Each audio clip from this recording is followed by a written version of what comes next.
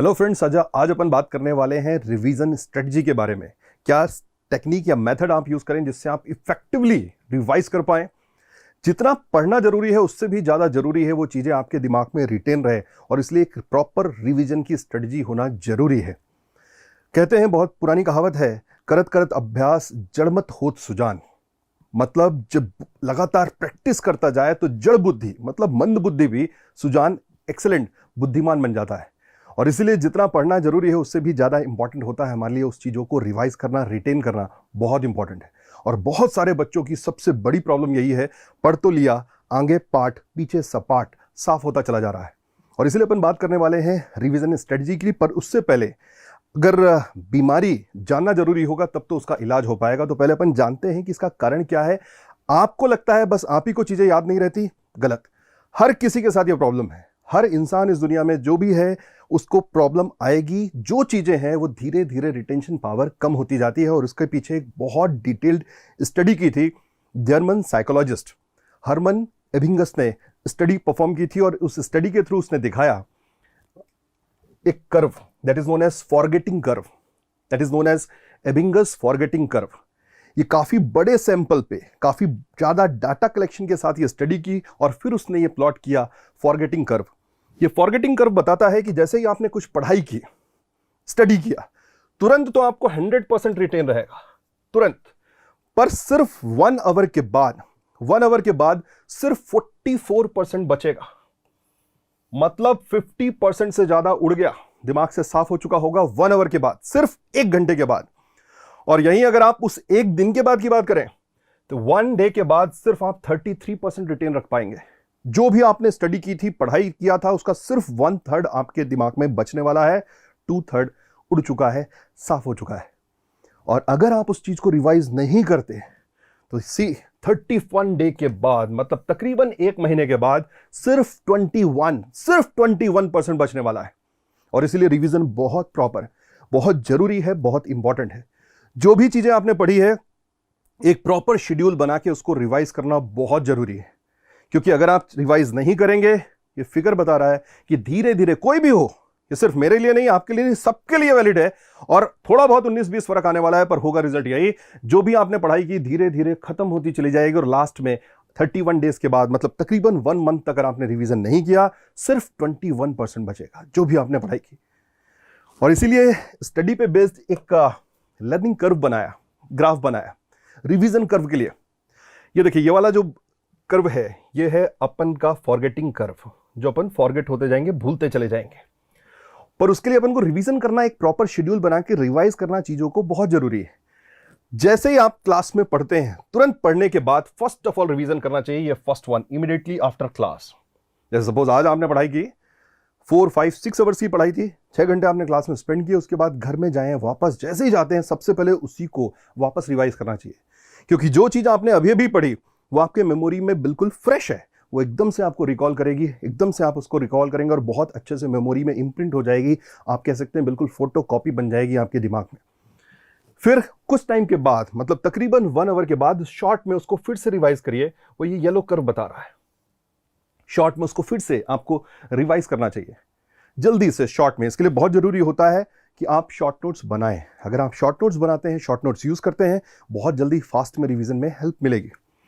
Then the next जो है ये ग्रीन कर्व, ये है 1 वीक के बाद, 1 हफ्ते के बाद आपको उसको फिर से रिवाइज कर लेना चाहिए, जिससे वो चीजें आपके फ्लो में रहें, कंटिन्यूटी में रहें, लगे कि आप चीजों के फ्लो में हैं, कंटिन्यूएशन में हैं।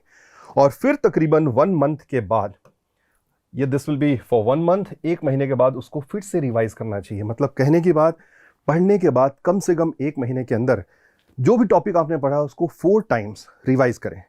पहली बार बहुत ज्यादा मेहनत की होगी, पूरी डिटेल स्टडी है, बाद में इतनी मेहनत नहीं लगेगी जितना ज्यादा आप रिवाइज करते जाएं। पढ़ने का भी ऐसे ही है जैसे गाने सुनते हैं आप। जब आप गाना सुनते हैं, पहली बार सुनते हैं, दूसरी बार, तीसरी, चौथी, 5वीं बार से आपको याद होने लग जाता है कि आगे के वर्ड्स क्या है। आपको फिर सुनने की, मतलब आप सुन रहे हैं उसके पहले ही से पता है अगला वर्ड ये आने वाला है। यहां भी यही होगा। जितना ज्यादा आप रिवाइज करते जाएंगे, चीजें आपकी मेमोरी में इम्प्रिंट होती जाएंगी और फिर आपको बहुत कम टाइम लगने वाला है। फर्स्ट टाइम में ज्यादा मेहनत है, नेक्स्ट टाइम में उतनी मेहनत नहीं होगी। पर हाँ, at least 4 times revision is compulsory with in 1 month. 1 महीने के अंदर 4 बार उन चीज़ों को आप जरूर रिवाइज करिए। अब अपन बात करेंगे रिवीजन टेक्निक्स की, मेथड्स की, जो अपन रिवीजन टेक्निक्स यूज कर सकते हैं इफेक्टिवली स्टडी के लिए। सबसे पहले तो एक कोशिश करिए कि जो भी आपने टॉपिक पढ़ा है, जितना टाइम दिया उसका कुछ टाइम आप रिवीजन के लिए रोज निकालिए। ये डेली एक प्रैक्टिस होनी चाहिए, ऐसा नहीं कि लास्ट में करेंगे रिवीजन। डेली एक शेड्यूल बनाइए। तो जैसे मैं नॉर्मली स्टूडेंट्स को बोलता हूं, सपोज 4 आवर्स की आपकी क्लास थी, 4 आवर्स की क्लास के बाद घर जब जाते हैं तो उसको पहले फर्स्ट ऑफ ऑल जल्दी शॉर्ट में रिवाइज करिए। उससे रिलेटेड अगर क्वेश्चंस हैं, वर्कबुक हैं, उनको लगाइए। और अगर गेट और ईएस के पेपर्स वगैरह आप लगाना चाहते हैं तो वो भी उसके साथ, चैप्टर खत्म हो गया तो जरूर लगाइए। फिर कुछ टाइम के बाद उसको फिर से लगाना है। अच्छा, पहली बार जब पढ़ रहे हैं तो थोड़ा सा मेहनत ज़्यादा है, आपको शॉर्ट नोट्स बनाने हैं। शॉर्ट नोट मतलब कोई भी एक बड़ा सा टॉपिक चैप्टर है वो बहुत शॉर्ट में, बहुत ब्रीफ में लिख लेना है। जैसे जब भी आप सपोज जस्ट गेट के पहले या ईएस के पहले आप चाहते हैं कि जल्दी से फास्ट रिवीजन हो जाए, बहुत ज़्यादा हेल्प करने वाले हैं वो शॉर्ट नोट्स। क्योंकि लास्ट में बहुत सारे सिलेबस, बहुत सारी बुक्स होंगी, बहुत सारे नोट्स होंगे, पूरा आप पलट नहीं सकते। अच्छा, शॉर्ट नोट्स में मेनली फॉर्मूले होते हैं, डेरिवेशंस के स्टार्टिंग पॉइंट होते हैं, वो चीज़ें होती हैं जहां आपको कन्फ्यूजन होता है, जो लगता है कि लास्ट में भूल जाएगा, वो सारी चीज़ें उसमें रख सकते हैं। तो जरूरी है आप शॉर्ट नोट्स बनाएं और वो हेल्पफुल होंगे आपके रिवीजन में। अब रिवीजन के लिए स्ट्रेटेजी नॉर्मली मैं स्टूडेंट्स को बताता हूँ। हर एक सब्जेक्ट कंप्लीट होने के बाद डेली जो आपका स्टडी शेड्यूल है उसमें half an hour, near about 30 minutes आप रिवीजन को दीजिए। मतलब सपोज आपने 4 सब्जेक्ट तैयार कर लिए, कंप्लीट हो गए आपके। अब जब 4 सब्जेक्ट कंप्लीट हो चुके हैं, जैसे सपोज मैकेनिकल में बात करें, थर्मोडायनेमिक्स हो गया आपका, आरएसी हो गया, एचएमटी हो गया, और सपोज आपका फ्लूइड मैकेनिक्स हो गया। अब 4 टॉपिक हुए, हर टॉपिक के लिए 30 मिनट्स रिवीजन को देना चाहिए, मतलब near about 2 hours daily for the revision. अच्छा, जैसे जैसे आपके टॉपिक बढ़ेंगे आपका रिवीजन का लोड भी बढ़ता चला जाएगा, क्योंकि आपको और एक्स्ट्रा टाइम ऐड करना चाहिए। रिवीजन के लिए जो मैं सबसे ज़्यादा प्रीफर करता हूं हमेशा, फर्स्ट ऑफ ऑल जब भी आप रिवाइज करते हैं, लिख के देखें, means you should write it, you should write it out. उसको लिख के देखें। जब आप चीज़ें लिख के देखते हैं ना, आपको लंबे टाइम के लिए रिटेन रहने वाली है।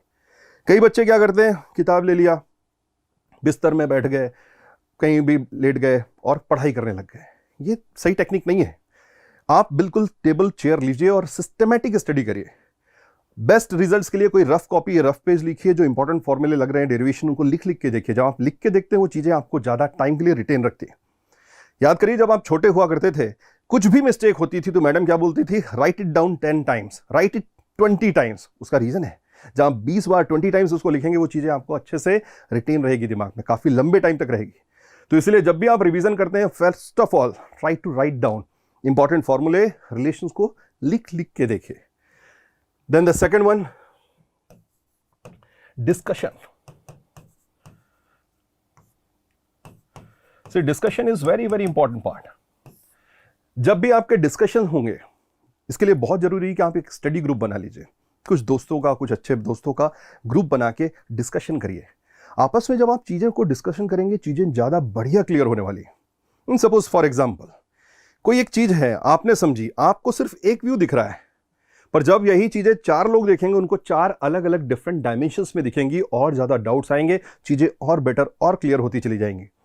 इसलिए कोशिश ये करिए कि जितने ज़्यादा हो सके डिस्कशन करिए। आपके साथ बैचमेट्स वगैरह हैं, उनके साथ अगर आप ग्रुप स्टडी कर सकते हैं तो बहुत इफेक्टिव है।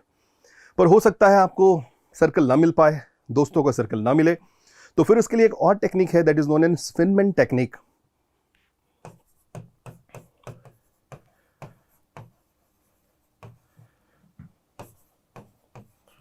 सो this is very effective technique. अगर आप घर पे हैं, अकेले हैं, आपके पास कोई दोस्त नहीं है जिससे आप डिस्कशन कर सकें, तो यही टेक्निक यूज करते हैं। और इसके लिए मैंने एक न्यूमोनिक बनाया है, cold water in refrigerator. Cold का C, water in refrigerator. Now see what they means, इनका मतलब क्या है। कोल्ड से आता है कंसेप्ट। पहले आप कंसेप्ट को पढ़िए, समझिए, अच्छे से चीजों को समझ लीजिए, फिर उसको लिखिए, राइट इट डाउन। आपको इस तरह से लिखना है जैसे आप किसी को पढ़ा रहे हैं, जस्ट लाइक अ टीचर। आप एक टीचर की तरह हैं और सामने कोई नहीं है, एक फिक्शियस है, इमेजिनरी है, पर उसको आपको पढ़ाना है, सारी चीजें एक्सप्लेन करनी है, इस तरह से कि जैसे कोई आपके सामने बैठा है, उसको आपको सारी चीजें समझानी है। फिर आइडेंटिफाई करिए। आई से है आइडेंटिफाई। आइडेंटिफाई ये करिए कि आपसे क्या मिस्टेक हो गई, क्या चीजें हैं जो मिस कर गए आप। जो आपने पढ़ा था कंसेप्ट, उसमें ऐसी कौन कौन सी चीजें थी जो आपको बतानी चाहिए थी पर आपसे मिस आउट हो गई, और फिर उसको रिव्यू करिए। जो गलतियां हुई हैं, मिस्टेक हुई, उसको रिव्यू कर लीजिए। ये बहुत बढ़िया टेक्निक है। आज की डेट में जैसे because of corona virus, social distancing है, आप दोस्तों से नहीं मिल सकते, डिस्कशन नहीं हो सकता, आप इसको प्रिफर कर सकते हैं, known as Feynman technique. Cold water in refrigerator, concept right, identify and review. पर रिवीजन के लिए एक प्रॉपर प्लान जरूर बनाइए, टाइम टेबल बनाना जरूरी है, शेड्यूल बनाना जरूरी है। अब टाइम टेबल के लिए मैं बता रहा हूं, कई बच्चे जो टाइम टेबल बनाते हैं उसमें गलतियां कैसे होती हैं। कई बच्चे जो टाइम टेबल बनाते हैं उसमें गलतियां बहुत ज्यादा होती हैं। गलतियां कैसे होती हैं कि सपोज फर्स्ट ऑफ ऑल उन्होंने थर्मो पढ़ना है और थर्मो के लिए 3 डेज दिए कि 3 दिन में रिवाइज कर लेंगे। फिर इसके बाद थ्योरी ऑफ मशीन है, इसको 5 डेज दिए, थोड़ा सा बड़ा टॉपिक है। फिर इसके बाद फ्लूइड मैकेनिक्स है, इसको 6 डेज दे दिए। तो देखिए, रिवीजन के लिए सबसे पहली प्रायोरिटी, जो भी आपने टाइम शेड्यूल बनाया इसमें फिक्स्ड होना चाहिए। जब भी आप रिवाइज कर रहे हैं चीजों को, ऐसा नहीं होना चाहिए कि 3 दिन हो गए और आपका थर्मो कंप्लीट नहीं हो पाया। अच्छा, कंप्लीट नहीं हो पाया तो क्या किया, इसमें +1 किया और इसमें -1 किया। अरे हाँ, हंसिए मत, आप लोग सब लोग यही करते हैं, सबकी यही आदत है। फिर 2 दिन में भी नहीं हुआ तो इसमें +1 और कर दिया और फिर इसमें -1 कर दिया। लास्ट में होगा कि 8 डेज तक सिर्फ आप थर्मो ही पढ़ते रह जाएंगे। तो make a proper schedule, plan and stick to that. जो भी आपने रिवीजन की स्ट्रेटजी प्लान की है, टाइम जरूर बनाइए, टाइम बनाना बहुत जरूरी है। इस तरह टॉपिक्स को डिवाइड कर लीजिए और फिर उस पर स्टिक करिए। इसमें शॉर्ट नोट्स को बहुत जल्दी रिवाइज करना होता है। बहुत सारे बच्चे रिवीजन की स्ट्रेटजी को समझते ही नहीं। उनका यह मतलब होता है रिवीजन का कि क्लास नोट्स ले लेना है और सुबह से शाम तक पढ़ते रहना है। बिल्कुल गलत है। शॉर्ट नोट्स अगर आपने बनाए हैं तो जल्दी जल्दी उसमें से फॉर्मूले देख लीजिए। क्लास नोट्स बस हैं तो उसमें भी जल्दी से देखिए, हाफ एन आवर 1 आवर में पूरे क्लास नोट्स देख लिए और डायरेक्टली क्वेश्चंस न्यूमेरिकल लगाइए। हाँ, जहां आप अटकते हैं, जहां फंस रहे हैं, जहां समझ नहीं आ रहा चीज, उसके लिए टेक्स्ट बुक या फिर क्लास नोट्स रिफर करिए। क्योंकि आपको अधिकतर चीजें रिटेन रहती हैं, पर आपको ये लगता है कि चीजें आपको रिटेन नहीं है। तो इसलिए बेस्ट ये है कि जहां डाउट्स आते हैं, जहां पे आपको दिक्कत हो रही, जहां फंस रहे, उसके लिए बस क्लास या फिर टेक्स्ट बुक ना आए। तो make a proper schedule, first of all plan it and then you should work according to that. तो मैंने कुछ टेक्निक्स बनाई है, बहुत इफेक्टिव है, और रिवीजन पे ज्यादा फोकस करिए। ऐसा ना हो कि आपने जो नई चीजें आप पढ़ते जा रहे हैं और पुरानी पीछे जो चीजें हैं वो साफ होती चली जा रही हैं। तो make a proper schedule for the revision. Thanks a lot.